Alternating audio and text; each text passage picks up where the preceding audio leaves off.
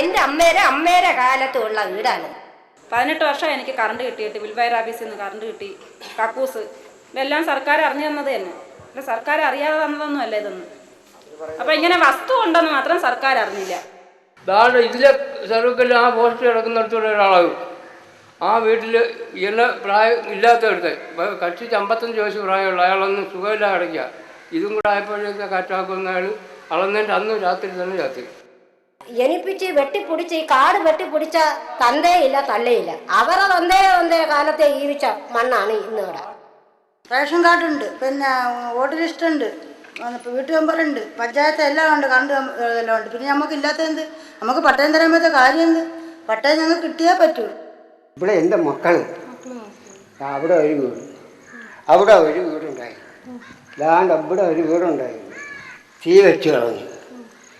വീണ്ടും അതിൻ്റെ അപ്പുറത്ത് ഒരു വീട് തീ വെച്ചു കേട്ടോ. അങ്ങനെ ഇവിടെ 3 വീട് തീ വെച്ചു, 3 വീട് പൊളിച്ചു. അങ്ങനെയാണ്.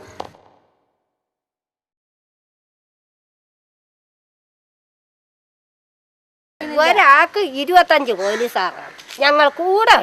പിന്നെ ഈ എന്റെ ആമക്കളെ വിടുവോ സാർ? കൊല്ലാൻ വിടുവോ? വണ്ടിയും എന്ന് പറയാൻ ജീവൻ വേണമെങ്കിൽ പോകണമെന്ന് പറയാൻ അങ്ങോട്ട് ചെല്ലരുത് എന്ന് പറയാൻ അത്രയ്ക്കുള്ള ജനത്തിലുള്ള പോലീസന്മാരെല്ലാം ഇറക്കിയിട്ടായി. എത്ര വണ്ടി പോലീസാണെങ്കിലും സിനിമയിൽ കാണുന്ന വലിയ വണ്ടിയിലേക്കാണ് വന്നിറങ്ങിയത്. എന്ന് പറഞ്ഞാൽ അവര് പറയുന്നതാണ് നിങ്ങൾക്ക് ജീവൻ വേണമെങ്കിൽ പോകണമെങ്കിൽ ഒരു വണ്ടി പോലീസാണ്. ഒരു ജീപ്പ് ഉറക്കെ 1-2 പിന്നെ വലിയ പട്ടാള വണ്ടിയിൽ നമുക്കറിയാം പോലീസ് വരുന്ന വണ്ടി.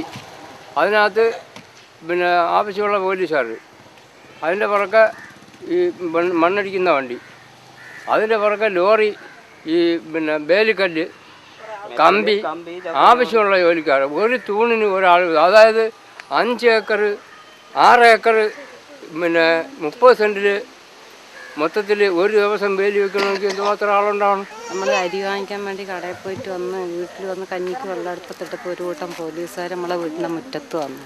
വന്നിട്ട് പറഞ്ഞു ഈ വീട്ടിൽ ആരാണെന്ന്. നമ്മൾ പറഞ്ഞു ഞാനാണ്. അപ്പോൾ പറഞ്ഞ സാധനങ്ങൾ ഇറക്കി മാറ്റണം, വീട് പൊളിക്കാനാണ്, കോടതി ഉത്തരവാണെന്നായിരുന്നു. ആ വീട്ടിൽ തന്നെ ഒരു ചേച്ചി ഇതുപോലെ എന്തെങ്കിലും ചെയ്യുമെന്നും പറഞ്ഞുകൊണ്ടേ മണ്ണെണ്ണ എടുത്ത് ഒഴിച്ചിട്ട് തീടാന്നും പറഞ്ഞുകൊണ്ട് ആ ചേച്ചി സ്വയം അതുകൊണ്ട് അപ്പോൾ ഈ വനിതാ പോലീസുകൾ വന്ന് അവരെ പിടിച്ച് വണ്ടിക്കകത്താക്കി. ആ സമയത്ത് പുരുഷന്മാരാരും ഇല്ലായിരുന്നു, എല്ലാ വീട്ടിലും സ്ത്രീകളും കുട്ടികളും മാത്രമേ ഉള്ളായിരുന്നു. വയ്യാത്ത കൊച്ചുങ്ങളും എല്ലാം ആയിരുന്നു. 2 ഇടിവണ്ടി, ഒരു 6 ചെറിയ ജീപ്പ്, 2 DCM, ഒരു JCB, ഇതെല്ലാമായിട്ട് വരുന്നു. പോലീസുകാർ പറഞ്ഞു ഇതാരാ വീടെന്ന് ചോദിച്ചു. അപ്പോൾ അതിർത്തേക്ക് ഇപ്പുറം ഞാൻ പറഞ്ഞത് എനിക്കുള്ള വീട് തന്നെ. ഈ വീട്ടിലുള്ള സാധനങ്ങളെല്ലാം പറക്കി മാറ്റണം, ഞങ്ങൾ ഈ വീട് തൊട്ട് പൊളിക്കാനാണ് വരുന്നതെന്ന് ആദ്യം പറഞ്ഞു. ഞാൻ പറഞ്ഞു ഇവിടെ ആൾക്കാരെല്ലാവരും പണിക്ക് പോയിക്കണേ ഉള്ളൂ, ഞങ്ങളൊക്കെ അമ്മമാരൊക്കെ മാത്രമേ ഇവിടെ ഉള്ളൂ, കുറച്ച് സാവധാനം വേണമെന്ന് പറഞ്ഞു. ഈ വീട്ടിലുള്ള ഒരു അല്ലാതെ വേറെ ആരും ഇങ്ങോട്ട് വരരുതെന്ന് മറ്റുള്ള പോലീസുകാർ വന്നു ഈ അടുത്തടുത്ത് നിൽക്കുന്നവരെ മാറ്റി നിർത്തിക്കൊണ്ടായിരുന്നു. അവർ വന്ന ഉടനെ ഈ വീട്ടിൽ നിന്നുള്ള സാധനങ്ങൾ പറക്കി മാറ്റി JCB സ്റ്റാർട്ട് ചെയ്ത് വണ്ടി ഒരു വീട് തട്ടി. അവരിങ്ങനെ കമ്പി കൊണ്ട് ഇങ്ങനെ കുത്തി ഇടിച്ച് അവിടെ മുതൽ ആളിക്കുന്ന അവിടെ മുതൽ ജീപ്പും കാറുമായിട്ട് പോലീസ് ഈ പേടം മൊത്തം. അപ്പോൾ പിന്നെ പേടിക്കാതിരിക്കാനൊക്കെ ആ കൊച്ചിനെ എന്നെ കൂടെ 2 പ്രാവശ്യം വലിയ വണ്ടിയിൽ പോലീസ് വണ്ടിയിൽ സർക്കിൾ എന്നെ മുതുകൂട്ടി ഇടിച്ച് അതിനകത്ത് കണ്ടായിരുന്നു. ഞാൻ ചോദിച്ചത് തെറ്റായിപ്പോയി. ജഡ്ജ്മെൻ്റ് ഇല്ലാതെ എന്തായാലും മുന്നറിയിപ്പില്ലാതെ ഇടിക്കാൻ പറ്റില്ലേ? ആ മുന്നറിയിപ്പില്ലാതെ ഇടിക്കാൻ വന്ന കാര്യം ചോദിച്ചാൽ ഏത് പല്ലെടുക്കാൻ പോയിട്ട് വന്നു ആശുപത്രി പോയി പല്ല് കൊടുത്തിട്ട് വന്ന് കുറവില്ല, രക്തം നിൽക്കുന്നുണ്ട്. അങ്ങനെ പോയിട്ട് വീട്ടിൽ ഇവിടെ വന്നപ്പോൾ ഇടിക്കുന്ന സംഭവമാണ് കാണുന്നത്. ആ സംഭവം കൊണ്ട് ഈ കൊച്ചു 2 കഥവും കുറ്റിയിട്ടപ്പോൾ ഞാൻ വന്നപ്പോൾ എന്നെ സർക്കിൾ മാറ്റി. അപ്പം എൻ്റെ മൂത്ത അണ്ണൻ വന്നു. അപ്പോൾ എൻ്റെ പെങ്ങൾ ഇതിനകത്താവണേ പിന്നെ എനിക്കും ജീവിച്ചിട്ട് കാര്യത്തിലുമ്പോൾ അണ്ണനും കയറി അതിനകത്ത്. കമ്പനിയിൽ നിന്ന് വന്ന് ആൾ പറഞ്ഞു ചേച്ചിയുടെ വീടിൻ്റെ ചുറ്റാ പോലീസ് വന്ന് നിൽക്കുന്ന വീട് ഇടിക്കാനെന്ന് പറയുന്നെന്ന് പറഞ്ഞു. അങ്ങനെ ഞാൻ ഓടി വന്നപ്പോഴത്തേക്ക് ഞങ്ങളെ വീട്ടിലപ്പോഴാളില്ല, ആരും പോലീസുകാരൊന്നും ഇല്ല. അവിടെ വന്ന ഗുണ്ടകളെന്ന് പറഞ്ഞ് കുറേ കണ്ണത്തിനെ കൊണ്ടുവന്ന് അതെല്ലാം കൂടെ തിണ്ണയിലിരിപ്പുണ്ടായിരുന്നു.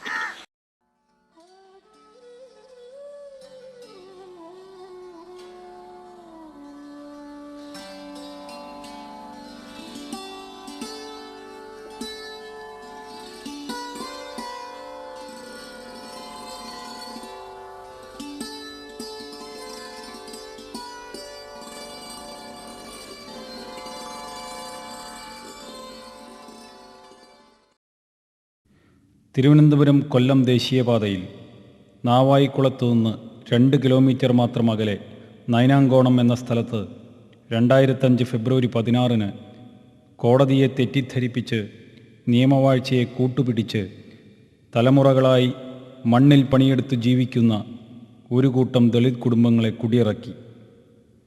അവരുടെ വീടുകൾ തീയിട്ടു കത്തിച്ചു, ബുൾഡോസർ ഉപയോഗിച്ച് തകർത്തു. ഒട്ടനവധി കുടുംബങ്ങൾ ഇപ്പോഴും കുടിയിറക്കു ഭീഷണിയിലാണ്. കുടിയൊഴിക്കലിനെ ചെറുത്ത 16 വയസ്സ് മാത്രം പ്രായമുള്ള ഒരു പെൺകുട്ടിയുടെ മാനസിക നില തകരാറിലായി.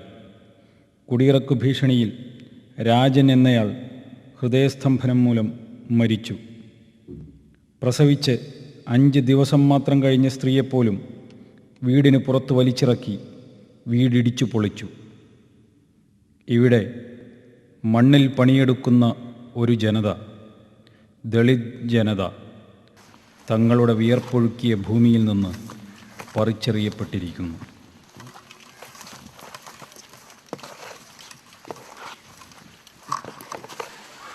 എൻ്റെ വീടായിരുന്നു അത്.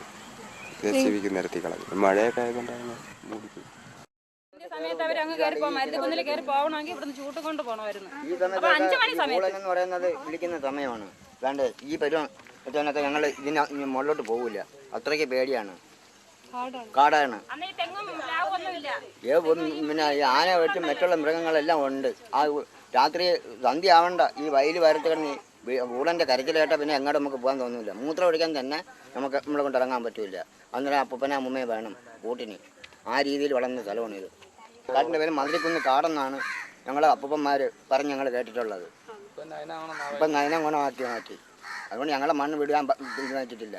മരിക്കണം ഞങ്ങളെ കുട്ടികൾ ഈ മണ്ണിൽ കിടന്ന് മരിക്കും. അന്നത്തെ കാലത്ത് ഇവിടെ ഞങ്ങളെയൊക്കെ തലമുറ കാലത്തിൽ അയാൾ പറഞ്ഞിട്ട് ഇവിടെ ഇതൊക്കെ ഉണ്ട്, നിങ്ങളിത് നിൽക്കുമെങ്കിൽ ഈ ഭൂമി നിങ്ങൾക്കായിട്ട് തന്നെ എന്ന് പറഞ്ഞിട്ട് ആ കാലഘട്ടത്തിൽ ഇവരതിനോടൊപ്പം നിന്ന് ഓരോരുത്തർക്ക് നിങ്ങൾ വെട്ടിപ്പിടിക്കുന്ന സ്ഥലം നിങ്ങൾക്കുള്ളത് ഈ ജന്മിത്തം പറഞ്ഞപ്പോഴേ ഇവരത് തന്നെ സത്യം എന്നും പറഞ്ഞ് അവർ വെട്ടിപ്പിടിച്ച് വെട്ടിപ്പിടിച്ച് പോയതിന് ശേഷം ഈ അന്ന് ശ്രാങ്കെന്ന് പറയുന്ന ആളാണ്. ശ്രാങ്ക് ഇപ്പുറം തൊട്ട് അങ്ങോട്ട് അമ്മാള് ഇങ്ങനെ 2 വകുപ്പ് അവർ സഹോദരന്മാരാണ്. ഇപ്പുറം തൊട്ട് അമ്മാള്, ഇപ്പുറം തൊട്ട് ശ്രാങ്ക്. ഈ മനുഷ്യൻ ഓണം നാളിൽ ഇവിടെയൊക്കെ വരും. വന്നപ്പോഴുണ്ടല്ലോ കുറേ പേർ പെർക്കോണല്ല, കുറേ അബലിടിച്ച് കൊടുക്കും. പുള്ളിക്കാര സന്തോഷമായിട്ട് ഒരു തോർത്തുമുണ്ട് കൊടുക്കും. ഭൂമി നിങ്ങൾക്കുള്ളത് എപ്പോഴും നിങ്ങൾക്ക് തന്നെ. പക്ഷേ മണ്ടന്മാരായതുകൊണ്ട് അന്നൊരു രേഖ പതിക്കാൻ അവർക്ക് കഴിഞ്ഞില്ല. ഇല്ലെന്നുണ്ടെങ്കിൽ ഈ നല്ല മനുഷ്യനായിരുന്നു മുതലാളി, അല്ലെങ്കിൽ തമ്പൂരാനെ, അല്ലെങ്കിൽ മറ്റൊരാളെ ഈ കിടക്കുന്ന എനിക്കൊന്ന് തരണേ എന്ന് പറഞ്ഞെങ്കിൽ അതിനും വഴങ്ങുന്ന മനുഷ്യനായിരുന്നു. അത് ഇവർ വിചാരിച്ചെങ്ങനെ ഞാൻ വെട്ടിപ്പിടിച്ച മണ്ണ് എന്ന് എനിക്ക് തന്നല്ല എന്ന് അവരങ്ങ് കണ്ട്. ഇത് കണ്ട് ഈ കാണുന്നത് മൊത്തവും പതിച്ചത് ഇവരാരുമല്ല, ഇവിടെ കിടക്കുന്ന ലോഹര. ഇന്ന് ഈ വർഷക്കണക്കിനുള്ള തെങ്ങോ പ്ലാവോ മാവോ മറ്റോ ഒക്കെ ഈ പറയുന്ന ബസ്സിൻ്റെ ഉടമയല്ല കണ്ടത്, ഇവിടെ കിടക്കുന്ന നാട്ടുകാരാണ് കണ്ടത്. ഞാൻ യൂസഫ്, എന്റെ ഉപ്പാപ്പമാർ കരിക്കൽ നീക്കി കവർന്നെടുത്ത ഭൂമി എന്റെ സ്വന്തം ഭൂമി. 2-3 പേര് ഇതിൽ കേസിൽ ആളുണ്ടെന്ന് പറഞ്ഞിട്ട് കോടതിയിൽ ഹാജരാക്കുകയും എന്നിട്ട് ഇയാൾ പവർ ഓഫ് അറ്റോർണി ഉണ്ടെന്ന് പറഞ്ഞിട്ട് കേസ് നടത്തിക്കുന്ന ആളെന്നുള്ള വ്യാജേന കേസ് നടത്തി അത് ജയിപ്പിച്ചെടുത്തുകൊണ്ട് ഈ പാവപ്പെട്ട ആൾക്കാരെ കുടിയിറക്കിയിട്ട് ഈ വസ്തു അയാളെ കയ്യിലാക്കണമെന്നുള്ള ഒറ്റ ചിന്തയായേക്കുള്ളൂ. ആദ്യം ഒരു പ്രമാണം എഴുതിയതിൽ AU എന്ന് പറഞ്ഞൊരു ഒപ്പിട്ടിട്ടുണ്ട്. രണ്ടാമത് ഈ ഒരു കൈച്ചീട്ട് മുഖാന്തരം ശാലയും 72 നടന്ന കേസാണ്. അപ്പോൾ 84 കൈച്ചീട്ട് മുഖാന്തരം ശാലയും മോഹൻ എഴുതി കൊടുത്തായിട്ട് ഒരു പത്രം ഉണ്ടാക്കി. കൈച്ചീട്ട് മുഖാന്തരമാണ് യഥാർത്ഥത്തിൽ അതിലൊപ്പിട്ടിരിക്കുന്ന 3 വാര. അപ്പോൾ അത് തന്നെ ആകെ ഒരു കളിപ്പേര് ഇതാണ്. അപ്പോൾ ഒരാൾ വേണം, ഇയാൾ പവർ ഓഫ് അറ്റോർണി ആണെങ്കിലും ഇപ്പം ഇങ്ങനെ വിലയാധാരം ഇങ്ങനെ മേടിച്ച ഒരാൾ വരുമ്പോൾ ഇവർക്ക് 2 കൂടി ഈ വസ്തു പങ്കിട്ടെടുക്കാമല്ലോ. ഇത് 2 കൂട്ടരെ വഞ്ചിക്കുകയാണ്. 2 കൂട്ടരല്ല 3 കൂട്ടരെ കോടതിയെ വഞ്ചിക്കുന്നുണ്ട്, ഇവിടെ കൈവശക്കാരെ വഞ്ചിക്കുന്നുണ്ട്, യഥാർത്ഥ ഓണർഷിപ്പുള്ളവരെ ഈ വസ്തുവിൻ്റെ ഉടയക്കാരെ വഞ്ചിക്കുന്നുണ്ട്. ഈ യൂസഫ് എന്ന് പറയുന്ന ആളല്ല ഇതിൻ്റെ യഥാർത്ഥ ആൾ. അയാൾക്കൊരു പവർ ഓഫ് അറ്റോർണി ഉണ്ടെന്നാണ് പറയുന്നത്. ഇന്ന് ഞങ്ങൾ അവർ കുറ്റിക്കാട് കിളച്ച് വെച്ച് ഞങ്ങളെ മാവള്ളിയും കറയും എല്ലാം വീഴുന്നത് ഈ മണ്ണിലാണ്. ഇനി ഈ കൊച്ചുങ്ങളെ കൊണ്ട് ഈ കിടക്കുന്ന ഭൂമിയുള്ള ഞങ്ങൾ ഇനി എങ്ങോട്ട് പോകണം സാറന്മാർ ഒന്ന് പറഞ്ഞു തന്നാൽ ഞങ്ങൾക്ക് അങ്ങനെയെങ്കിലും കയറി കിടക്കാൻ ഒരു നിവൃത്തിയില്ല. ഇറങ്ങി പോകാനും ഒരു നിവൃത്തിയില്ല. അങ്ങനെ വരപ്പത്തിൽ ഞങ്ങൾ ഈ കുട്ടികളെ കൊണ്ട് എങ്ങോട്ട് മാറണം, എങ്ങോട്ട് പോകണം? എനിപ്പിച്ച് വെട്ടിപ്പൊടിച്ച് ഈ കാട് വെട്ടിപ്പൊടിച്ച തന്തയില്ല തള്ളയില്ല. അവരെ തന്തേരെ കാലത്തെ ജീവിച്ച മണ്ണാണ് ഇന്നിവിടെ. അവര് ജനിപ്പിച്ച മക്കളായിരുന്നു ഇന്ന് ഞങ്ങൾ ജനിച്ച മക്കളാണ് ഈ നിൽക്കുന്നത്. യൂണിസെഫ് എന്നും പറഞ്ഞു ഒരു പാർട്ടിക്കാർ വന്ന് അവർ കൊള്ളാമെന്നും പറഞ്ഞു ഒരറ്റത്തിന് ഇടിച്ച് നികത്തി കൊണ്ട് വരപ്പത്തേനും ഞങ്ങൾ എന്ത് പറയും? ഞങ്ങൾക്ക് അയാൾ അറിഞ്ഞൂടാ. എനിക്ക് തന്നെ 10-30 വയസ്സുണ്ട്, ഇതുവരെ എനിക്ക് യൂസഫിനെ അറിഞ്ഞൂടാ. ഒരാളിവിടെ വന്ന് പറഞ്ഞിട്ടില്ല, ഒന്നും പറഞ്ഞിട്ടില്ല. സാറ് പറയാം ഇപ്പോഴാണ് ഈ വീട് ഇടിക്കാൻ വന്നാണ് യൂസഫെന്ന് പറഞ്ഞ് കേട്ടിട്ട്. ഞാനും യൂസഫെന്നോ എല്ലാം പറയണം. ഒരാൾ വന്ന് ഇടിക്കണം, ഞങ്ങൾ എന്ത് ചെയ്യും? 3 തലമുറ കൊണ്ട് താമസക്കാരാണ്. എൻ്റെ മക്കളെ വീട് 3 തീ വെച്ചു, 3 പൊളിച്ചു കളഞ്ഞു. ഇതിനെ പൊന്നെ അവരുടെ ഈ 3 തലമുറ കൊണ്ട് അവരുടെ മേലെ ആൾക്കാർ താമസിച്ചുകൊണ്ടിരിക്കുന്നതല്ലേ. അതിൻ്റെ ലാശുകാരല്ലേ അവർ. 3 തലമുറയാണ് പറഞ്ഞ് പേര് വെച്ചിരിക്കണം. അങ്ങേറ്റം അതിനകത്ത് കയറി നോക്കണം. തെങ്ങ് നോക്കി നോക്കത്താതെ തെങ്ങുണ്ട്. എൻ്റെ അച്ഛനപ്പന്മാർ വെച്ചതാണ്. എൻ്റെ അച്ഛൻ്റെ ചെറുപ്പകാലത്ത് ഒറ്റ തെങ്ങാണ് പറഞ്ഞു കേട്ടിട്ടുള്ളത്. വണ്ടി കൊണ്ടുവന്ന് മൊത്തം ഇടിച്ച് കളഞ്ഞിട്ട് അവിടെ നിരപ്പാക്കി.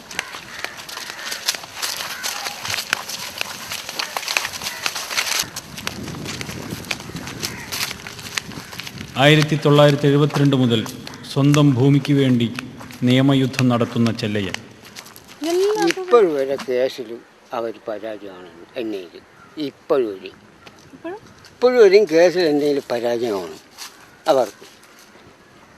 അപ്പം ഗുണ്ടാളെ വച്ച് എന്നെ ഉപദ്രവിച്ച് എന്നെ പിടിച്ചെടുക്കാൻ വേണ്ടിയാണ് ഈ വേലി വെച്ചത്. അതുകൊണ്ട് അതിലൂടെ വേലിയുണ്ട്. അതുകൊണ്ട് അങ്ങ് താഴെ കാണുന്നില്ലേ തെങ്ങിനിപ്പുറം ഇങ്ങനെ വേലി കിടപ്പുണ്ട്.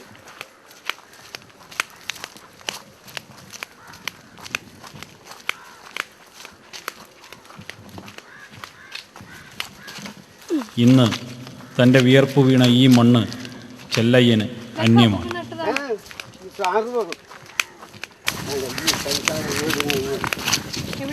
ഇവിടെ നിന്നാണ് വീട്. കിണർ വേണ്ട അതാണ് ഈ നിലവിലുള്ളത്. ആ തെങ്ങൊഴിച്ച് ബാക്കിയുള്ളത് മുഴുക്ക ഞാൻ വെച്ചിട്ടുള്ളതാണ്. മനസ്സിലാക്കാൻ അറിയാൻ പറ്റും. 72 മുതൽ കേസ് നടത്തിയാണ് ലാൻഡ് ട്രൈബ്യൂണൽ മുതൽ പോയി. ഇപ്പോഴും ഹൈക്കോടതി വരെ വന്ന് തീർന്നിരിക്കുകയാണ്. ഇപ്പം കേസ് ഇതിനിടയിൽ ഈ വേല ചെയ്തത് അവരെ എന്നെ ദോഷപ്പെടുത്താനുള്ള ഇവനാണ് ഈ വേലി വളർന്നത്. ആദ്യം ഇവിടെ ഈ ഇടുപ്പ് കിടക്കുന്ന ഈ അപ്പൻ്റെ വീടാണ്. എൻ്റെ അച്ഛൻ താമസിച്ചുകൊണ്ടിരുന്ന വീടാണ്. ആ കുടുംബ വീട്ടിലാണ് ഞാൻ താമസിച്ചത്. അപ്പോൾ അന്ന് പോലീസ് ആദ്യം വിളിക്കുന്നത്. അത് കഴിഞ്ഞ് വർഷങ്ങളോളം കഴിഞ്ഞിട്ടാണ് ഇപ്പോൾ രണ്ടാമത്തെ പൊളിപ്പ് വരുന്നത്. ഇതിനകത്തുള്ള മൊത്തം ഞാൻ നട്ടത് ഇന്ന് കരം വരെ തീർത്ത് അവിടെ വെച്ചിട്ടുണ്ട്. എനിക്ക് തന്നിട്ടില്ല. എന്നിട്ട് പിന്നെ റവന്യൂ വകുപ്പ് മന്ത്രിക്ക് അയച്ചു ഞാൻ പേപ്പർ ഇതെല്ലാം വെച്ചോണ്ട്. പിന്നെ നൂറൽ SP അയച്ചു, പിന്നെ അവിടെ കളക്ടർക്ക് അയച്ചു. ഇതിനെല്ലാം എനിക്ക് ദോഷമായിട്ടാണ് വന്നത്. അന്വേഷിക്കുക ഒന്നും ചെയ്തില്ല. എന്നിട്ട് പോലീസിനെ വിട്ട് ഇവിടെ അറിയിച്ച് ഇന്ന പോലെ പേപ്പർ വന്നിരിക്കുന്ന അവിടെ ചെല്ലാനായിട്ട് അവിടെ ചെന്നവർക്ക് എന്നെ വിടൂല. അവർ ആദ്യം ഒരു വീടല്ലേ ഉള്ളായിരുന്നു. അങ്ങനെ 8 വീട് വെച്ചു. അപ്പോൾ അതൊരു 1.5 മാസത്തോളം ഇരുന്നു. അത് കഴിഞ്ഞപ്പോൾ മറ്റേത് ഇടിച്ച സമയത്ത് ഇതും കൂടെ അങ്ങ് ഇടിച്ച്. അപ്പോൾ അതിലാണ് ഒരു 3 വീട് തീയിട്ടത്.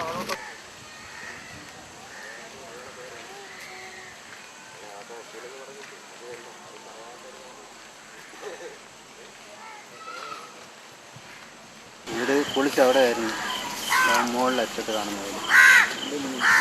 നമ്മളവിടെ ഫസ്റ്റിൽ കാണുന്നത് ഇവിടെ റോഡിലായിരുന്നു. ഇപ്പോൾ ഇവിടെ ഒരു വീട്ടിൽ കൂടെ കഴിയുന്നു. ഞങ്ങളെ ഉണ്ട്. ഞാൻ വീട് വെച്ചിട്ട് 22 വർഷമായി. എൻ്റെ അമ്മയൊക്കെ വീട് വെച്ചിട്ട് 10-60 വർഷമായി. ഈ വീട്ടിലായിരുന്നു. എനിക്ക് 52 വയസ്സുണ്ട്. അപ്പോഴവിടെ ഈ വീട്ടിൽ ആ കുടുംബ വീട്ടിലാണ് ഞാൻ ജനിച്ചത്. പിന്നെ ഞാൻ സംബന്ധം കഴിച്ച് വേറെ വീട് വെച്ച് 22 വർഷമായി. കറണ്ട് കിട്ടിയിട്ട് 17 വർഷം കഴിഞ്ഞ്. ഞങ്ങൾ പോലീസുകാരെല്ലാം കൂടെ ഞങ്ങളുടെ കയറി തടഞ്ഞില്ലേ. ഞങ്ങളുടെ അവിടെ കയറാൻ താമസിക്കുന്നില്ലല്ലേ. ഇഷ്ടം പോലെ പോലീസ്, 1-2 പോലീസും കുറേ ഗുണ്ടകൾ കൊടുവാളുമായിട്ടൊക്കെ വന്ന് നിൽക്കപ്പെടുത്തി നമ്മൾ എന്ത് ചെയ്യാൻ പറ്റും? ഭർത്താവിൻ്റെ സ്ഥലമാണിത്. എൻ്റെ ഭർത്താവിന് ഇപ്പം 45 വയസ്സുണ്ട്. അവരച്ഛൻ കൊച്ചിലെ ഇവിടെ തന്നെ വളർന്നു വന്നത്. അങ്ങനെ വിവാഹം കഴിച്ച് ഇവിടെ തന്നെ ഇവർ 8 പേരുണ്ട്. ഇളയതാണ് ഇത്. അന്ന് ഇവർ വന്ന് വീട് പൊളിച്ച് ഞങ്ങൾ വിലാക്രമമായിട്ട് സാധനങ്ങളൊക്കെ വലിച്ചു പൊളിച്ച് കളഞ്ഞ് ഇലക്ട്രോണിക് സാധനങ്ങളൊക്കെ അവരില്ലാതാക്കി കളഞ്ഞു. നമ്മളെ വസ്ത്രങ്ങളെല്ലാം മണ്ണിൻ്റെ അടിയിൽ ഒരുവിധമുള്ളതൊക്കെ മണ്ണിൻ്റെ അടിയിൽ ഇടിച്ചിട്ടെല്ലാം കളഞ്ഞു. നമ്മൾ കരഞ്ഞ് വിളിച്ച് ഇറങ്ങാതിരുന്നപ്പോൾ അവർ ബലമായിട്ട് വലിച്ചിറക്കി. വനിതാ പോലീസും എല്ലാം കൂടെ ഒന്ന് വലിച്ചിറക്കി അങ്ങ് വിടുകയാണ് ചെയ്തത്. അങ്ങനെ നമ്മൾ പേടിച്ച് ഭയന്ന് ആക്രമിക്കുന്നും പറഞ്ഞ് വീട് ചുട്ട് കളയെന്ന് പറഞ്ഞ് അങ്ങനെ നമ്മൾ പേടിച്ചാണ് വെളിയിൽ കൊച്ചുങ്ങൾ ജോലിക്ക്. ഇത് 1982 ഞാൻ അന്ന് ഇവിടെ വന്നില്ല. അതിനു മുമ്പ് എൻ്റെ ഭർത്താവൊക്കെ ഇവിടെ ഉള്ളപ്പോൾ റിസർവേയിൽ അളന്നു പോയതാണ്. അതിൻ്റെ റിസർവേയിലുള്ള പേപ്പർ നെയ്യാറ്റിങ്ങനെ പോയി എടുത്ത് അത് കാണിച്ചപ്പോഴും പറഞ്ഞതിന് തെളിവല്ല, ശാശ്വതമല്ലെന്നത്. അയ്യോ ഓടി വായോ, എൻ്റെ വീട് തകർക്കുന്നേ, എൻ്റെ വീട് ഇടിക്കുന്നേ, അങ്ങക്കാരുമില്ലേ, എൻ്റെ വീട് തകർക്കുന്നേ, വീട് തകർക്കുന്നേ, ആരെങ്കിലും ഓടിയായോ, കൂട്ടരൻ്റെ വീട് പൊളിക്കുന്നേ, ആരെങ്കിലും ഓടിയായോ, കൂട്ടരൻ്റെ വീട്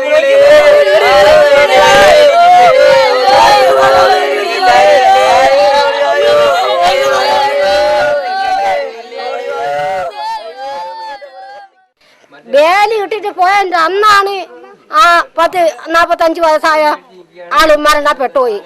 ഈ മോലാളിമാർക്ക് അറിയുന്ന, അവർ കാണുന്ന, അവർ വന്ന് കണ്ട ജാതിയില്ലാത്തവരായിരുന്നാലും കുറവരായിരുന്നാലും പാവങ്ങളായിരുന്നാലും അങ്ങ് അടിച്ചിറക്കി ആ പാവപ്പെട്ട ഒരു 10, 50, 55 വയസ്സായ ഒരു മനുഷ്യായി വേലി ഇട്ടിട്ട് പോയതിൻ്റെ അന്ന് രാത്രി മരിച്ച് ആളാ നെഞ്ചു പൊടിഞ്ഞ് മരിച്ച്.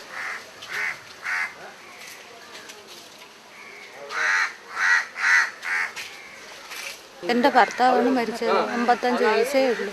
കുറ്റി അടിച്ച വളർന്നുകൊണ്ട് വന്ന് കുറ്റി അടിച്ചപ്പോഴൊക്കെ കൂടെ നടക്കുകയായിരുന്നു. അന്ന് അപ്പോഴേ ശരീരമൊക്കെ അങ്ങ് വിറയിലും ഉടങ്ങി. രാത്രി ആയപ്പോഴത്തേക്കും ശരീരം വിറയിലൊക്കെ ആയി. വെളുക്കാറായപ്പോഴത്തേക്ക് ഒരു ശരീരം തളർച്ച വന്നു. അപ്പോഴേ അങ്ങ് മരിച്ചു. ഒരു ലിസ്റ്റും കൊണ്ടാണ് അവർ വന്നത്. അപ്പോൾ ഞാൻ റിസീവറുടെ ലിസ്റ്റ് ഇരിക്കുന്നതെന്ന് പറഞ്ഞു. ഞാൻ ചെന്ന് റിസീവറുടെ ചോദിച്ചു എൻ്റെ പേരുണ്ടോയെന്ന് ചോദിച്ചു. ആ ലിസ്റ്റിൽ എൻ്റെ വീടിടിക്കാനായിട്ട് അതിൽ പേരുണ്ടോയെന്ന് ചോദിച്ചു. അപ്പോൾ പേര് നോക്കിയപ്പോൾ എൻ്റെ പേര് അതിലില്ല, എൻ്റെ ഭർത്താവിൻ്റെ പേരും ഇല്ല. അപ്പോൾ ഞാൻ പറഞ്ഞു എൻ്റെ ഭർത്താവിൻ്റെ പേരില്ലാത്ത സ്ഥിതിക്ക് ഇങ്ങനെ ഇടിക്കാൻ ഒക്കത്തില്ലല്ലോ എന്ന് പറഞ്ഞു. അപ്പോൾ പറഞ്ഞു കൊച്ചയ്യയുടെ പേരുണ്ട്, കൊച്ചയ്യ നിങ്ങളെ ഭർത്താവിൻ്റെ അമ്മയല്ലേ, അപ്പോൾ അത് ഇടിച്ചേ വെക്കോളൂ എന്ന് പറഞ്ഞുകൊണ്ടാണ്. അങ്ങനെ ഞാൻ അപ്പോൾ റിസീവർ എടുത്ത് തർക്കിച്ചു. അങ്ങനെ ഇടിക്കാൻ ഒക്കത്തില്ല, പേരുള്ള കോടതിയിൽ നിന്നുള്ള തീരുമാനത്തിൽ വരികയാണെന്നുണ്ടെങ്കിൽ, കോടതി നിയമമാണെങ്കിൽ വീട് പേര് കാണുമല്ലേ ഇടിക്കാൻ. അപ്പോൾ എൻ്റെ പേരില്ല. അങ്ങനെ അപ്പോൾ തർക്കം ഇങ്ങനെ സംസാരം ആയപ്പോഴത്തേക്ക് റിസീവർ പറഞ്ഞ് നിങ്ങൾ സമാധാനപ്പെടുക, 5 മണി വരെ ആകുമ്പോഴത്തേക്ക് ഇവിടെ ആളൊക്കെ എത്തും, അപ്പോഴത്തേക്ക് ഇടിക്കത്തില്ല, നിങ്ങൾ സമാധാനപ്പെടുക, ഇടിക്കത്തില്ല, നിങ്ങളൊരു പ്രശ്നം ഉണ്ടാക്കരുതെന്ന് പറഞ്ഞു. അപ്പോൾ നമ്മളവരെ കൂടെ അങ്ങനെ നിന്ന് 5 മണി 5:30 വരെ എൻ്റെ വീട് ഇടിച്ചില്ല. 5:30 ആയതിനു ശേഷമാണ് എൻ്റെ വീട് ഇടിച്ചത്. അതുവരെ ഇടിക്കത്തില്ലെന്ന് പറഞ്ഞതായിരുന്നു. നിങ്ങളെ വീടിന് പേര് അവർ കൈ കൊണ്ട് തന്നെ എല്ലാവരും കൂടെ ഒന്ന് വലിച്ച് ഇപ്പോൾ ആരെയും അവിടെ ഈ ഇടിഞ്ഞ വീടുകളിലെ തടികളെടുത്ത് ഇടിച്ച് 4 സൈഡിൽ കൂടെ വന്നെങ്കിൽ ഇടിച്ചിടുകയാണ് ചെയ്തത്. ആ 10 സെൻറ്റ് പട്ടയം ഉണ്ടായിരുന്നല്ലോ, ബാക്കിയുള്ളത് പതിച്ച് കഴിഞ്ഞിട്ട് എടുക്കുകയാണ് ചെയ്തത്. പതിച്ച് കിട്ടി. ആ കിട്ടുന്നുണ്ട്. 40 വർഷത്തെ കരവ് അടച്ചിട്ടുണ്ട്. അപ്പോൾ ആ കരവ് അടച്ചതിന് ശേഷം ഇപ്പോൾ ഈ റിസീവർ ഇങ്ങനെ വന്ന് പൊളിക്കാതിരിക്കുമ്പോൾ ഞാൻ ചോദിച്ച് അവർക്ക് പ്രമാണം ഉണ്ടാക്കിയതാണല്ലേ സാറേ, എന്നിട്ട് എന്തിനാ അവരെ വീട് പൊളിക്കുന്നത്? പ്രമാണമൊന്നുമില്ല അവർക്കൊന്നും. ആര് പറഞ്ഞു? അപ്പോൾ എവൻ അവിടെ നിന്ന് ഞാൻ പറഞ്ഞിട്ട് നിങ്ങൾക്ക് പ്രമാണമില്ല, എടുത്തുകൊണ്ട് വരാൻ പറയാൻ പറഞ്ഞു. നമ്മളെ പ്രമാണം കാണിക്കുന്നത് ആ വലിച്ച് കീറും അല്ല തീയിലിട്ട് കളയും എന്ന് പേടിച്ചാൽ നമ്മൾ കൊടുക്കായിരുന്നു. അത്ര സമ്മതിക്കായിരുന്നു. ലാസ്റ്റ് നിൽക്കാൻ ഇടയില്ലായപ്പോൾ നമ്മളിത് കാണിച്ചു.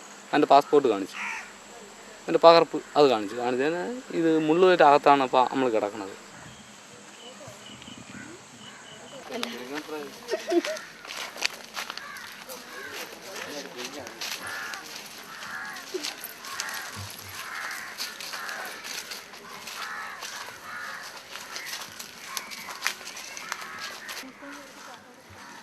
നമ്മളെന്ന് വെച്ചാൽ അച്ഛനില്ല, നമുക്ക് അമ്മ മാത്രമേ ഉള്ളൂ. നമ്മൾ ആ കൊച്ചാണ് നമ്മളെ എല്ലാം നമ്മൾ അതിനെ വേദനിപ്പിക്കാൻ നമ്മളെ കൊണ്ട് പറ്റൂല. ഇവിടെ എന്ന് പറഞ്ഞാൽ സർവ്വമ്പര മാറ്റമാണ് ഈ വസ്തുവിൻ്റെ. അപ്പം നമ്മൾ അങ്ങോട്ട് എൻ്റെ വീട് ഇരിക്കുന്ന അവ അങ്ങോട്ട് സർവ്വമ്പര വേറെയാണ്. വസ്തുവിൻ്റെ സർവ്വമ്പര രണ്ട് അമ്പരാണ്. അപ്പോൾ ഈ 3 സർവ്വമ്പരിലാണ് ഈ 92 ഏക്കർ ഇടിക്കുമെന്ന് പറയുന്നത്. അപ്പോൾ ഈ 92 ഏക്കറിലും 3 സർവ്വമ്പരുണ്ട്. ഇതൊരു സർവ്വമ്പര്, ഇനി ഇടിക്കാനുള്ള ഒരു സർവ്വമ്പര്, ഇടിക്കാൻ അല്ലാതെ അങ്ങ് അപ്പുറത്തൊരു ഏരിയ ഉണ്ട്. ഇതിൽ സ്വന്തപ്പെട്ട് തന്നെ അതും ഒരു സർവ്വമ്പര്. ഇപ്പോൾ ഈ വീട് JCB ഒന്ന് നിർത്തിയാക്കിയിരുന്നു, ഇടിച്ചില്ല. അപ്പോൾ ഇവിടുത്തെ ചേച്ചിയുടെ അടുത്ത് വന്ന് സാധനം പറക്കാൻ പറഞ്ഞു. ഇന്നിരി തന്നെ അവിടെ ചേച്ചിയുടെ പേര് സാധനം പറക്കാൻ പറഞ്ഞു. അപ്പോൾ ചേച്ചി പറഞ്ഞു നിങ്ങൾ തന്നെ പറക്കി ഇടിക്കാൻ പറഞ്ഞു. അവർ പറക്കത്തില്ലെന്ന് പറഞ്ഞു. അപ്പോൾ ഞാൻ അവിടെ എൻ്റെ കൊച്ചിനെ കൊണ്ട് ആ മുക്കിൽ നിൽക്കുകയായിരുന്നു, ഒരു വീടിൻ്റെ ചേർന്ന്. അപ്പോൾ എൻ്റെ അടുത്ത് പറഞ്ഞ് നീ ഇറങ്ങി പറക്കടാന്ന് പറഞ്ഞു. ഇന്നിരി ആടാന്ന് ചോദിച്ചു. ഞാൻ പറഞ്ഞു എൻ്റെ ചേച്ചി എന്നു പറഞ്ഞു. അപ്പോൾ നീ ഇറങ്ങി പറക്കടാന്ന്. ഞാൻ പറഞ്ഞു എൻ്റെ ആവശ്യം എനിക്കില്ലെന്ന് പറഞ്ഞു. നിങ്ങൾ ഇടിക്കാൻ വന്നാണെങ്കിൽ ഇടിച്ച് സാധനം പറക്കി കളഞ്ഞിട്ട് ഇടിച്ചിട്ട് പോകാൻ പറഞ്ഞു. നിങ്ങൾ പെട്ടെന്നൊക്കെ ഇടിക്കാന്ന് വെച്ചാൽ ഒരു ലിസ്റ്റ് പോലും തരാതെ മുന്നറിയിപ്പും തരാതെ പെട്ടെന്ന് ഒന്ന് ഇടിക്കാന്ന്. അപ്പോൾ നീ എന്തൊരു ജഡ്ജ്മെൻറ്റ് ചോദിക്കുന്നതാടാ, നീ ജഡ്ജ്മെൻറ്റ് കാണണമെന്ന് പറഞ്ഞാണ് സർക്കിൾ തന്നെയാണ് തോളിൽ ഇടിച്ച് ഒറ്റ പിടിയും ഒരു അടിയടിച്ച് വണ്ടിയുടെ അടുത്ത് കൊണ്ടുപോകും. കുട്ടി എൻ്റെ കയ്യിലുണ്ട്. അപ്പോൾ കുട്ടി കിടന്ന് കരച്ചിലായിരുന്നു. ഞങ്ങളെല്ലാം ഈ റോഡിൽ തന്നെ കിടക്കുകയായിരുന്നു എല്ലാവരും. പുരയിടത്തിനകത്തൊന്നും അവർ ഞങ്ങൾ സാധനങ്ങളൊന്നും ഇടാൻ സമ്മതിച്ചില്ലല്ലേ. എല്ലാം വലിച്ചു വരി അങ്ങ് റോഡിൽ തന്നെ അവർ ഇട്ടു. എവിടെ കൊണ്ടുവന്ന 2 പെങ്കൊച്ചുങ്ങളുള്ള എൻ്റെ ഈ വീട്ടിൽ താമസിച്ച പട്ടയുണ്ടെന്ന് പറഞ്ഞാൽ വീട്ടിൽ താമസിക്കുന്ന 2 പെങ്കൊച്ചുങ്ങളുണ്ട്. 20ഉം 18ഉം വയസ്സായ കൊച്ചുങ്ങളാണ്. ആ കൊച്ചുങ്ങളെ കൊണ്ട് ആ തള്ള അയാളെ കാല് പിടിച്ച്, നിങ്ങൾ എവിടെയെങ്കിലും 1 സെൻറ്റ് ഭൂമി ഞങ്ങൾക്ക് ഞങ്ങൾ ഈ കൊച്ചിനും ഈ 2 പ്രായ കൊച്ചിനും കൊണ്ട് എവിടെ കിടക്കുന്നവരെ അയാളെ കാല് പിടിച്ചവർ തൊഴുതുകൊണ്ട്. നിങ്ങൾ ഈ കുട്ടികളെ കൊണ്ട് 2 നോക്കി ഈ 2 കുട്ടികളെ കൊണ്ട് ഞങ്ങൾ എങ്ങോട്ട് പോകും? ഈ സാധനം പറയും ഞാൻ ഈ നാട്ടുകാരിയെല്ലാം എന്നെ അവിടെ കൊണ്ടുവന്നതാണ്, അതുകൊണ്ട് എനിക്ക് ഈ 2 കുട്ടികളെയും കൊണ്ട് കിടക്കാൻ ഒരു ശകലം സ്ഥലം തന്നാൽ അയാളെ കാല് പിടിച്ച്. ഒരു സ്ത്രീകളും അങ്ങനെ ചെയ്യത്തില്ല. ഇപ്പോഴും അവർ കാല് പിടിച്ച് കരഞ്ഞ് പറഞ്ഞ് നിങ്ങൾ ഈ 2 കുട്ടികളെയും കൊണ്ട് കിടക്കാം. അയാൾ എന്നിട്ട് പോലും അയാളോ റിസീവറോ ഇതിനൊന്നും ഒരു നന്മ കാണിച്ചില്ല. ഇനി ഞങ്ങൾ 10-100 വർഷം കൊണ്ട് എൻ്റെ അച്ഛനും അമ്മയും ഞങ്ങളെല്ലാം ഇവിടെ കഴിയുന്നവരാണ്. അമ്മയുണ്ട് ഇപ്പോഴും. ഇത്രയും നാളുകൊണ്ട് ഞങ്ങൾ കഴിഞ്ഞത് ഇപ്പം അവർ വന്ന് ഇങ്ങനെ കമ്പി വലിയിട്ട് ഞങ്ങൾക്ക് അഡ്രസ്സൊക്കെ ഉള്ളതാണ്, ഇത്തിരി പ്രമാണമൊക്കെ നമ്മളെ കയ്യിലുള്ളതാണ്. അതെല്ലാം ഇല്ലാതാക്കി അവരെ വകയൊന്നും കൊണ്ട് അവരടച്ചത് കമ്പി വലി വളഞ്ഞിരിക്കുകയാണ്. പിന്നെ പട്ടാളം പോലീസൊക്കെ വന്നപ്പം പിന്നെ ഞങ്ങൾ പോയെന്ന് ഞങ്ങൾ മാറി നമ്മളെ ഉപദ്രവിക്കുന്നു ചോദിച്ചു. അതിൻ്റെ പേര് അവർ വന്നെല്ലാം ഉള്ള ചെയ്ത് ഒരു പെണ്ണ് പ്രസവിച്ച ആ പൊളിച്ച വീട്ടിൽ അതിനെ ഉടനെ ഇനി എടുത്ത് മീറ്റത്ത് വെച്ച് കിടത്തിയിട്ടൊക്കെയാണ് അവർ എടുത്തുകൊണ്ട് പോയത്. 5 ദിവസമായി. 5 ദിവസമായി. ഭർത്താക്ക് പോകാൻ പറഞ്ഞു. അങ്ങനെ നമ്മളവിടെ ഒരു പ്ലാവിൻ്റെ നോട്ടി ഇരുന്നപ്പോൾ പറഞ്ഞ് അവിടെ നിന്ന് പോകാൻ പറഞ്ഞു. പിന്നെ ഞങ്ങൾ ഇപ്പുറത്തെ വഴി ഇറങ്ങിയിരുന്നു. അന്നേരം അവർ വിളിച്ചിവിടെ ആക്കി. ഞാൻ ജനിച്ച് വളർന്നത് അവിടെ തന്നെ. എൻ്റെ തള്ളയും സഹോദരങ്ങളും എല്ലാം എൻ്റെ തള്ളയും അവിടെ തന്നെ ജനിച്ച് വളർന്നത്. പറഞ്ഞ ആ പെരട നിറച്ച് പോലീസിനെയും കൊണ്ട് വന്നിരിക്കപ്പോൾ ഞങ്ങൾ എന്തോരം പറയാനൊക്കെ ഇറങ്ങി പോകാൻ പറഞ്ഞു. 2-3 പിള്ളേർ ഇവിടെ ഉള്ളവർ തന്നെ ഞങ്ങളെ രക്ഷിക്കാൻ വന്നു. അവരൊക്കെ അപ്പോഴേ അടുത്ത് പുറത്താക്കി. ആ പ്ലാവിൻ്റെ മുട്ടി കിടന്ന് 2 ആഴ്ച. അതിനുശേഷമാണ് ഇവിടെ എല്ലാത്തിനും സുഖമില്ലാതെയൊക്കെ ആയി. അങ്ങനെയാണ് ഇവിടെ വന്നു. അവർ പറഞ്ഞു ഈ വീട്ടിൽ ഒന്ന് താമസിക്കാം.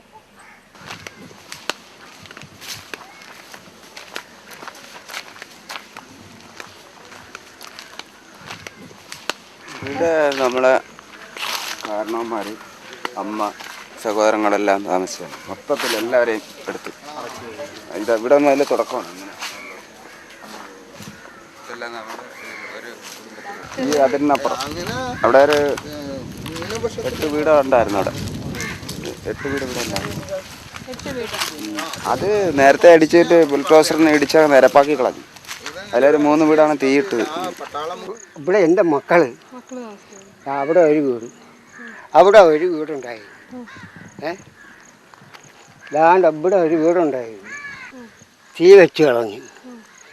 വീണ്ടും അതിൻ്റെ അപ്പുറത്തെ ഒരു വീട് തീ വെച്ച് കേട്ടോ. അങ്ങനെ ഇവിടെ 3 വീട് തീ വെച്ച്, 3 വീട് പൊളിച്ച്, അങ്ങനെ 6 വീട്.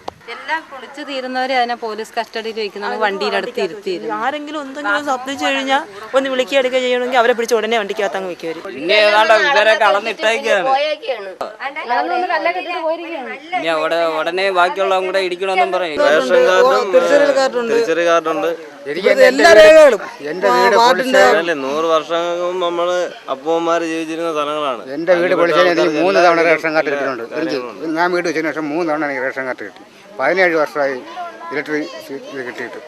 അപ്പോൾ അങ്ങനെ ഞാൻ അതിന് ഇപ്പോഴും ഞാൻ കണ്ടിട്ട് പൈസ അടച്ചുകൊണ്ടിരിക്കുകയാണ്. വീടുകൾ വരെ പിന്നെ പറയുന്നത് ഇപ്പം ഈ ഇടയ്ക്ക് വെച്ച് അല്ല നമുക്ക് ഇതിൻ്റെ ഒരു അനക്കോ ഒരാവിയില്ല.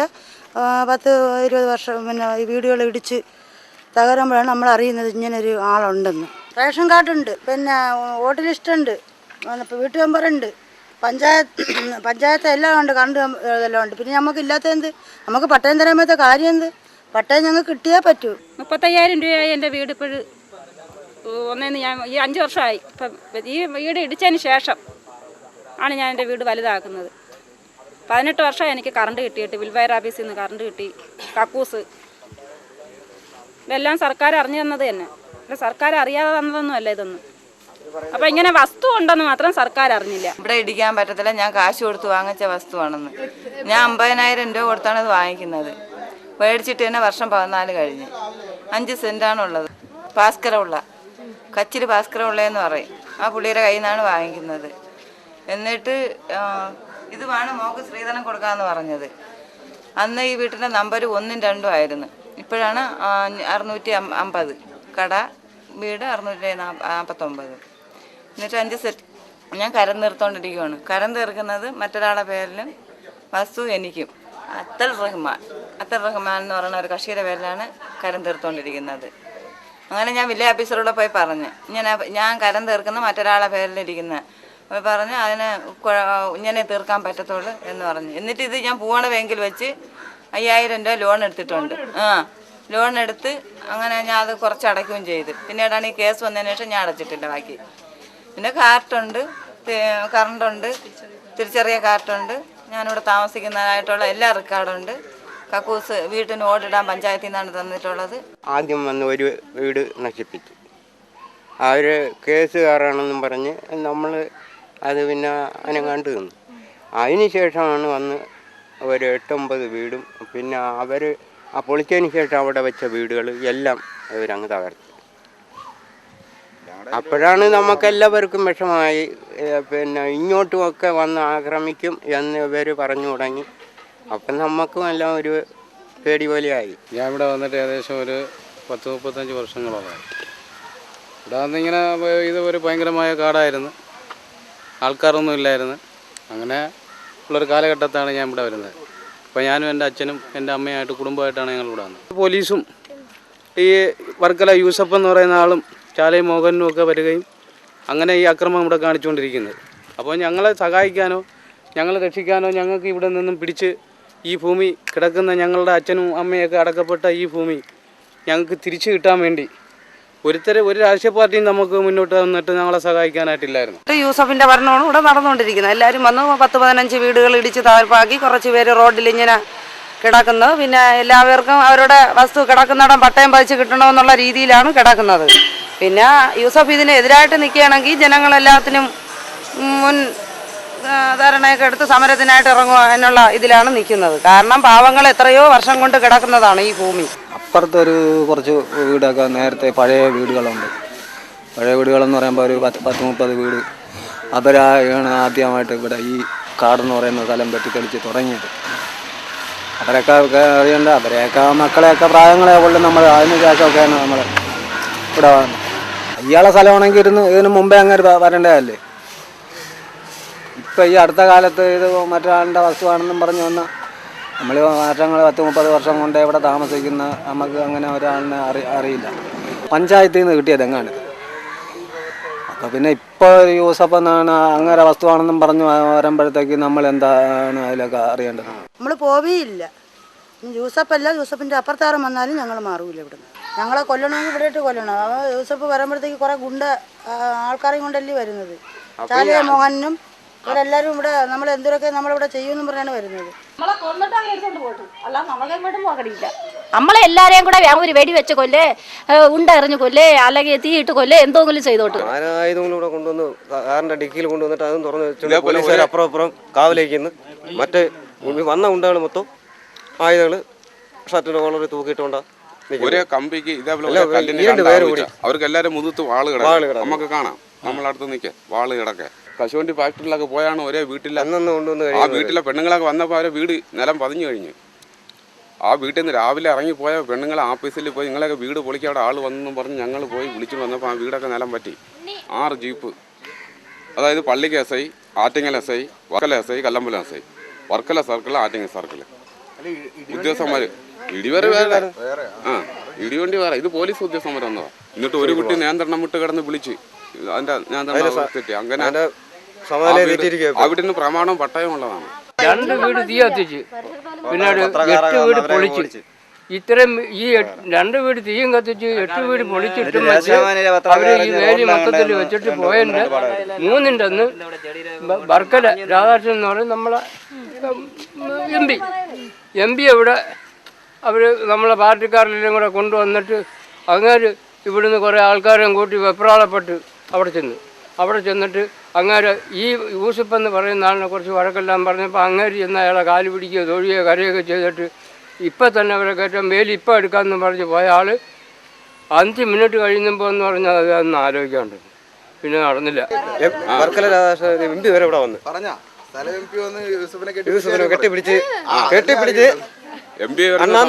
ഞങ്ങളെല്ലാവരും സമരപന്തല്ല ഉള്ളത്. എന്നെ സ്ഥലം കാണണമെന്ന് പറഞ്ഞു. സ്ഥലത്ത് നിന്നപ്പോൾ ജോസഫും പോലീസ് സ്ക്വാഡുമായിട്ട് അങ്ങനെ അവിടെ അകത്ത് നിൽക്കുക. അപ്പോൾ MP ഇവിടെ നോക്കിയിട്ട് ആ സ്ഥലം ഒന്ന് കാണണമെന്നും പറഞ്ഞുകൊണ്ട് നമ്മളെ വിളിച്ചോണ്ട് പോകുന്നത്. അവിടെ വന്ന് സംസാരിച്ചപ്പോൾ അവര് അവര് കെട്ടിപ്പിടിച്ച് കൊടുത്തു അങ്ങ് പോവുകയും ചെയ്തു. ഞാൻ നിങ്ങളെയൊക്കെ ആളാണെന്ന് MP പറഞ്ഞു. ഞാനും അദ്ദേഹത്തിൻ്റെ ആൾ തന്നെ എന്ന് യൂസഫും പറഞ്ഞു. പ്രശ്നവും തീർന്നു. ഇനി ഇറങ്ങി നമ്മളടുത്ത് പറഞ്ഞ് നമുക്ക് ഇന്ന് വകുപ്പുണ്ട്, നമുക്ക് നാളെ തന്നെ ഇതിനകത്ത് കയറാമെന്ന് പറഞ്ഞു. കമ്പി വലി നാളെ തന്നെ ഞാൻ ഇടിപ്പിക്കാമെന്ന് പറഞ്ഞു. പോയിട്ട് പിന്നെ ഈ സമയം വരെ കണ്ടിട്ടില്ല. അതേപോലെ നമ്മളെ സ്ഥലം MLA സ്ഥലത്ത് വന്ന് MLA വന്ന് നോക്കിയിട്ട് പറഞ്ഞു ഇനി ഇത് ദൈവ തമ്പുരാൻ വിചാരിച്ചാലും നടക്കുന്ന കാര്യം ബുദ്ധിമുട്ടാണ്. പക്ഷെ നമ്മളിതിനെ കാണുന്നത് ഇപ്പോൾ മുത്തങ്ങയിലുണ്ടാകുന്ന ഈ ഭരണകൂട കൊലപാതകത്തെ പോലെ തന്നെ അത്ര ഭീകരമായിട്ടാണ് ഈ വിഷയത്തെ നമ്മൾ നോക്കിക്കാണുന്നത്. അതിപ്പോൾ നയനാങ്കോണത്തെ വിഷയം മാത്രമല്ല, കേരളത്തിലെമ്പാടും ഇന്ന് ഇതുപോലുള്ള ദളിതുകളും ഭൂരഹിതരായ ജനങ്ങളുടെ മൊത്തം പ്രശ്നമാണിത്. ജനങ്ങൾക്ക് നേരെ ഇവിടെ ഭൂമിക്ക് വേണ്ടിയിട്ട് പണ്ട് മുതലേ ഇപ്പോൾ ഭൂപരിഷ്കരണത്തിലൂടെ ഇവിടുത്തെ ദളിതുകളെയൊക്കെ തന്നെ 2 സെൻറ്റ് 3 സെൻറ്റ് കോളനിയിലേക്ക് ആട്ടിപ്പായിച്ചുകൊണ്ട് ഇവിടുത്തെ വളരെ ന്യൂനപക്ഷത്തിൻ്റെ കയ്യിലേക്ക് ഭൂമി കേന്ദ്രീകരിച്ചു. അതിലാകട്ടെ അതിലെത്തിക്കുന്നതിൽ എല്ലാ വ്യവസ്ഥാപിത പാർട്ടിക്കാരുടെയും പങ്ക് ഇതിനകത്ത് കാണാൻ പറ്റും ഇവിടുത്തെ ഈ വിഷയത്തോട് ബന്ധപ്പെട്ട്. ഇപ്പോൾ നമ്മൾ ഈ വിഷയത്തിൽ കാണുന്നത് വെച്ച് കഴിഞ്ഞാൽ ഇവിടെ ഈ ഒരു പവർ ഫാക്ടറിൻ്റെ മേലെയാണ് ഈ കാര്യങ്ങളൊക്കെ നടന്നിരിക്കുന്നത്, ഈ കുടിയൊഴിപ്പിക്കൽ നടന്നിരിക്കുന്നത്.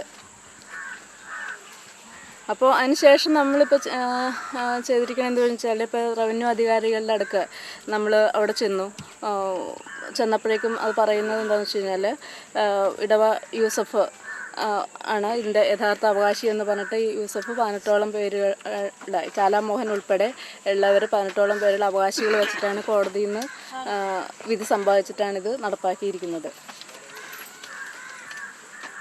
അപ്പോൾ ഇതിന് കൂട്ടുനിന്നതാകട്ടെ എല്ലാ ഇന്നത്തെ വ്യവസ്ഥാപിത പാർട്ടിക്കാരും ഇവിടുത്തെ റവന്യൂ അധികാരികളും നിയമപാലകരും ആണ്.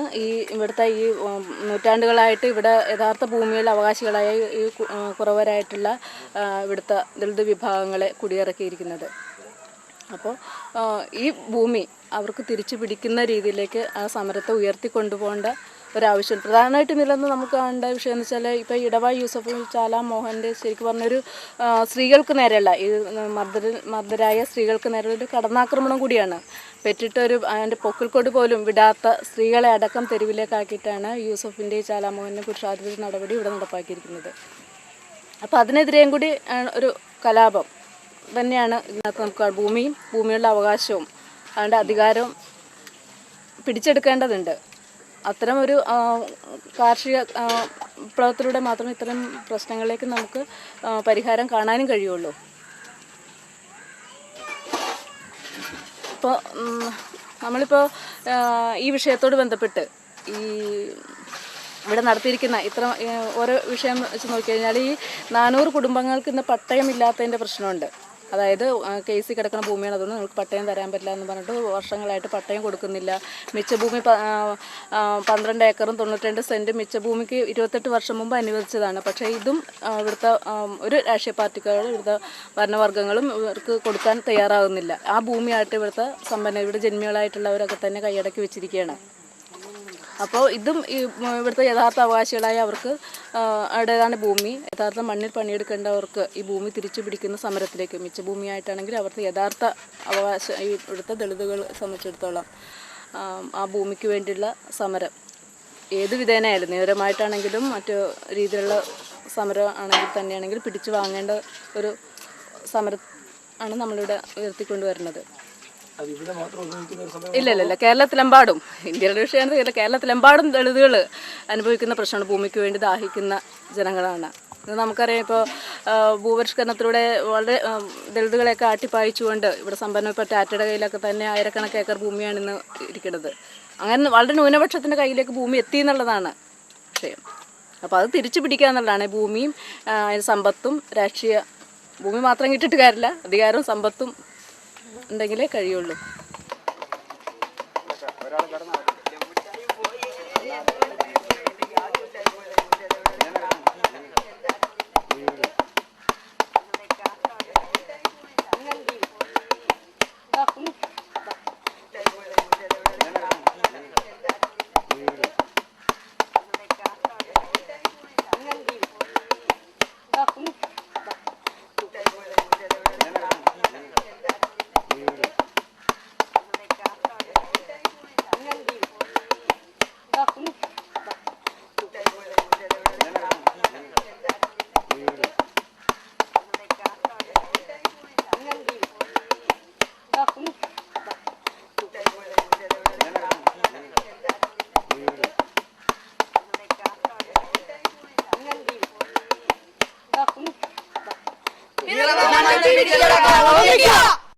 ഈ വേലികൾ പൊളിച്ചെറിയപ്പെടണം.